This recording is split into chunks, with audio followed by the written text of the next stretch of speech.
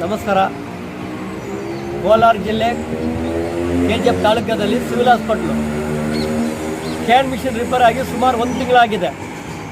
ಡಾಕ್ಟ್ರಿಗೆ ಫಸ್ಟಲ್ಲಿ ಒಂದು ಸಲ ಕೇಳಿದ್ದೀನಿ, ಮಿಷಿನ್ ರಿಪೇರ್ ಆಗಿದೆ ಸರ್, ಪಬ್ಲಿಕ್ ಜನಗಳು ಹೊರಗಡೆ ಹೋಗಿ ಸ್ಕ್ಯಾನ್ ಮಾಡ್ತಾರೆ. ಎಲ್ಲಿ ಪ್ರೆಗ್ನೆಂಟ್ ಲೇಡೀಸ್ಗಳು, ವಯಸ್ಸಾಗಿರೋ ಜನಗಳು, ಕೈ ಮುರಿದು ಹೋಗಿರೋರು ಎಷ್ಟೋ ಜನ ಬರ್ತಾರೆ ಸ್ಕ್ಯಾನ್ ಮಿಷಿನ್ ನೋಡೋಕೆ. 15 ದಿವಸದಿಂದ ಇವಾಗ ಆಗ್ತೀನಿ ನಾಳೆ ಆಗ್ತೀನಿ ಹೇಳ್ಕೊಂಡಿದ್ರೆ, ಬಟ್ ಇಲ್ಲಿ ಗಂಟೆ ಇನ್ನೂ ಮಿಷಿನ್ ಹಾಕಿಲ್ಲ ನೀವು. ಬಟ್ ಬಡವರು ಎಲ್ಲಿ ಹೋಗೋದು? 1000 ರೂಪಾಯಿ ಕೊಟ್ಟು ಅವರು ಸ್ಕ್ಯಾನ್ ಮಾಡಿ ಮಿಷಿನ್ ತೊಗೊಂಡು ಸ್ಕ್ಯಾನ್ ಮಾಡೋಕ್ಕಾಗತ್ತಾ? ಆಗಲ್ಲ. ಈ ಪರಿಸ್ಥಿತಿಯಲ್ಲಿ ಸಿವಿಲ್ ಹಾಸ್ಪಿಟಲ್ ಒಂದು KGF ಇರೋದು ಏನಕ್ಕೆ? ಬಡವರು ಜನಕ್ಕೆ ಸಹಾಯ ಮಾಡೋಕೆ ಮಿಷಿನ್ ಇಟ್ಕೊಂಡು ಹಾಸ್ಪಿಟಲ್ ಇರೋದು. ಈ ಒಂದು ಸ್ಕ್ಯಾನ್ ಮಿಷಿನ್ ತೊಗೊಂಡು ಬಂದು ಹಾಕೋಕ್ಕಾಗಲ್ಲ. ಇನ್ನೊಂದು ಹೃದಯ ಚಿಕಿತ್ಸೆ ಮಿಷಿನ್ ಹಾಕ್ತೀನಿ ಹೇಳ್ಬಿಟ್ಟು ಆ ಮಿಷಿನ್ಗೆ ಏನು ರೆಕಮೆಂಡ್ ನೀವು ಹಾಕಿಲ್ಲ. ಮತ್ತು ಊರಲ್ಲಿ ಇರೋದಕ್ಕೆ ಇಷ್ಟು 10 ಕೋಟಿ ರೂಪಾಯಿ ಬಂಡವಾಳ ಮಾಡಿ KGF ಅಲ್ಲಿ ಸಿವಿಲ್ ಹಾಸ್ಪಿಟಲ್ ಕಟ್ಟಿರೋದು ಏನಕ್ಕೆ? ಬಡವರು ಜನಗಳು ಸಹಾಯ ಮಾಡೋಕ್ಕೋಸ್ಕರ ಹಾಕಿರೋದು. ಈ ಮಿಷಿನ್ಗಳು ಇಲ್ಲ, ಅಲ್ಲಿ ಹಾಸ್ಪಿಟಲ್ ಸ್ಕ್ಯಾನ್ ಮಿಷಿನ್ ಇಲ್ಲ, ಈ ಮಿಷಿನ್ ಇಲ್ಲ, ಹೃದಯ ಚಿಕಿತ್ಸೆ ಮಿಷಿನ್ ಬರುತ್ತೆ ಅದು ಇಲ್ಲ. ಮತ್ತು ಏನು ಸರ್ ಊರಲ್ಲಿ ಹಾಸ್ಪಿಟಲ್ ಬೇಕಾಯಿತು? ಬಡವರ ಜನಕ್ಕಾಗ ಊರಲ್ಲಿ ಏನು ಮಾಡ್ತಾ ಇದ್ದಾರೆ? ಡಾಕ್ಟರ್ಸ್ ನಾವು ಸುರೇಶ್ ಕುಮಾರ್ ಇವಾಗ ಕೇಳಿದ್ದೀನಿ ನಾನು, ಅವ್ರು ಹೇಳ್ತಾರೆ ಇನ್ನೂ 2-3 ದಿವಸ ಆಗುತ್ತೆ, ಮೇಜರ್ ಸ್ಟಾರ್ಟ್ ಆಗಿದೆ ಬೋರ್ಡಿಂದ ಹೇಳ್ತಾರೆ. ಈ ಬೋರ್ಡ್ ಇನ್ನೂ ಎಷ್ಟು ದಿವಸ ರೆಡಿ ಆಗುತ್ತೆ? ನಾನು ಹೇಳಿದ್ದೀನಿ 10,000 15,000 ಆದರೆ ನನ್ನ ಕೈಲಿಂದ ಕೊಟ್ಟು ಇವಾಗ ರಿಮೈಂಡರ್ ಕ್ಲೀನ್ ಮಾಡ್ಕೊಡ್ತೀನಿ. ನಾನು ಕೇಳಿದ್ದೀನಿ, ಡಾಕ್ಟ್ರ್ ಕೇಳಿದ್ದೀನಿ, ನಾವು ರಿಕ್ವೆಸ್ಟ್ ಮಾಡಿದ್ದೀನಿ. ಡಾಕ್ಟ್ರ್ ಇಲ್ಲ ಸರ್, ನಾನು ಖಂಡಿತ ನಾವು ಶುಕ್ರವಾರ ಮಾಡ್ತೀನಿ ಅಂತ ಹೇಳ್ತಾರೆ. ಈ ಶುಕ್ರವಾರ ಜನಗಳು ಇರಬೇಕಾ, ಅಲ್ಲಿ ಸಾಯ್ಬೇಕಾ? ಈ ಜನಗಳಿಗೆ ಇವ್ರು ಏನು ಒಳ್ಳೆ ಮಾಡ್ತಾರೆ? MLA ಅವರು ಏನು ಇವ್ರ ಕಾಂಟ್ರಿಬ್ಯೂಷನ್ ಇವ್ರಿಗೆ ಏನು, MP ಅವರು ಇವ್ರ ಊರಿಗೆ ಕಾಂಟ್ರಿಬ್ಯೂಷನ್ ಏನು? ಈ ಊರು ಜನಗಳಿಗೆ ಓಟ್ ಹಾಕೋ ಮಾತ್ರ ಊರು ಜನ ಬೇಕಾಯ್ತಾ?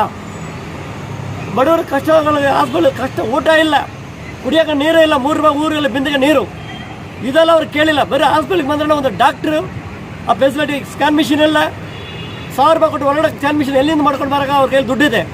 ಪ್ರೈವೇಟಲ್ಲಿ 1000-2,000 ಖರ್ಚು ಮಾಡೋಕೆ ಅವ್ರ ಕೈಲಿ ಕೆಪಾಸಿಟಿ ಇದೆ. ಸಿವಿಲ್ ಹಾಸ್ಪಿಟ್ಲಿಗೆ ಅವ್ರು ಏನು ಬರ್ತಾರೆ ಬಡವರುಗಳು?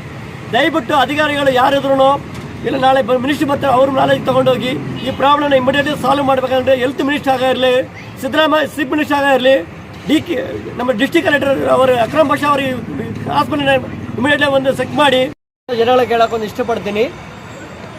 ಕೋಲಾರ ಜಿಲ್ಲೆಯಲ್ಲಿ SN ಹಾಸ್ಪಿಟಲಲ್ಲಿ ಇವತ್ತೊಂದು ಗೌರ್ಮೆಂಟ್ ಟೀಚರು ಭವಾನಿ, ವಯಸ್ಸು 22, UM ಸ್ಕೂಲಲ್ಲಿ ಅವರು ಲೆಕ್ಚರ್ ಆಗಿದ್ದಾರೆ.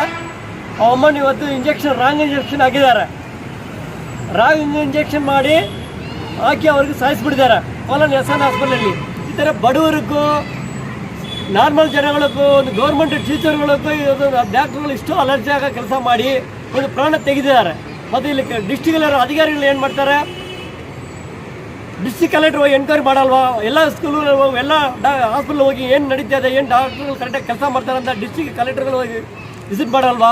ಇಲ್ಲ ಅಧಿಕಾರಿ ಒಂದು ನೆಕ್ಸ್ಟ್ ಇದು ಅಧಿಕಾರಿಗಳು ಏನು ವಿಸಿಟ್ ಮಾಡಲ್ವಾ? ಅವರು DO ಇದ್ದಾರೆ, MOಗಳಿದ್ದಾರೆ, ಡಿಸ್ಟ್ರಿಕ್ಟ್ ಅಧಿಕಾರಿಗಳಿದ್ದಾರೆ, ಮತ್ತು ಹೆಲ್ತ್ ಮಿನಿಸ್ಟರ್ ಇದ್ದಾರೆ. ಇವರೆಲ್ಲ ಒಂದೊಂದು ಊರಲ್ಲಿ ಏನು ನಡೀತದೆ, ಒಂದೊಂದು ಜಿಲ್ಲೆದಲ್ಲಿ ಏನು ನಡೀತದೆ ಅಂತ ಒಬ್ಬರು ಕೇಳೋರು ಇದಿಲ್ವಾ? ಬರೋ ಜನಗಳು ಬಂದು ಓಟ್ ಹಾಕ್ಸೋರು ಮಾತ್ರ ಬೇಕಾಯ್ತಾ? ಪ್ರಾಣ ಅಂದ್ರೆ ಅವ್ರಿಗೆ ವ್ಯಾಲ್ಯೂ ಇಲ್ವಾ? ಅಟ್ಲೀಸ್ಟ್ ಡಾಕ್ಟರ್ಗಳು ಗೊತ್ತಾಗಲ್ಲ, ನರ್ಸ್ಗಳು ಗೊತ್ತಾಗಲ್ಲ, ಅಟ್ಲೀಸ್ಟ್ ಮಿನಿಸ್ಟ್ರಿಗಳು, MLAಗಳು, ಅವ್ರವ್ರ ತಾಲೂಕು MLAಗಳು ಹೋಗಿ ಹಾಸ್ಪಿಟಲ್ ಏನು ವಿಸಿಟ್ ಮಾಡ್ತಾರಾ? ಅಲ್ಲಿ ಏನು ಹಾಸ್ಪಿಟಲ್ ನಡೀತದೆ ನೋಡ್ತಾರಾ? ಕಳ್ತನ ನಡೀತದೆ ಹಾಸ್ಪಿಟ್ಲಲ್ಲಿ. ಕಳ್ತನ ನೋಡಿದರೆ ಬೇಕಾದ್ರೆ ನೋಡಿದರೆ KGF ಅಲ್ಲಿ ಒಂದು 15 ದಿವಸ ಮುಂಚೆ ಒಂದು ಲೈಟ್ ಕಳ್ತನ ಆಗಿದೆ.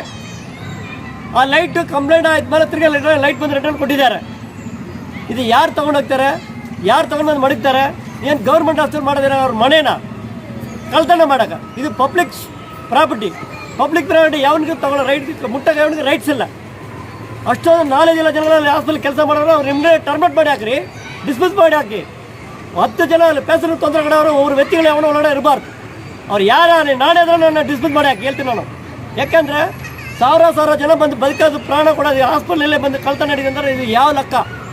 ಡಿಪಾರ್ಟ್ಮೆಂಟ್ ಅವರು ಇಲ್ವಾ? ಇಲ್ಲ ಅಧಿಕಾರಿಗಳಿಲ್ವಾ? ಇದು ಕೇಳೋಕೆ ಲೋಕಲ್ MLA ಬಂದು ಏನಂತ ಕಿವಿಗೆ ಹಾಕ್ಕೊಳ್ಳಲ್ವಾ? ಬೇರೆ ಕಥೆಗಳ ಬಂದು ಬಂಡಲ್ ಕತೆ ಬಿಡ್ತಾರೆ ಉಮಾ ಬಂದಲ್ಲಿ. ಏನು ಕಥೆಗಳು ಬಿಡೋದು?